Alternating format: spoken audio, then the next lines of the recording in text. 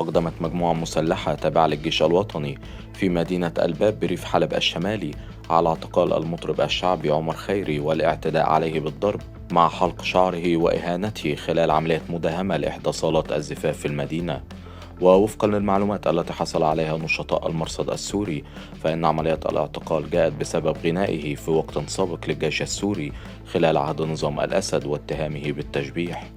وأظهرت مشاهد مصورة التقطت أثناء عملية الاعتقال تعرض المطرب للإهانة الجسدية والنفسية، شمل حلق شعره ورسم رسومات على وجهه وسط توثيق لحظات إجباره على ترديد أغاني للرئيس السوري الحالي.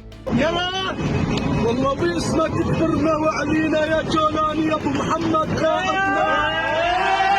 الحادثة أثارت موجة استنكار واسعة على منصات التواصل الاجتماعي وسط مطالبات بوقف الانتهاكات بحق المدنيين والفنانين وعدم استخدام الخلفيات السياسية الذريعة لتبرير العنف أو الإذلال.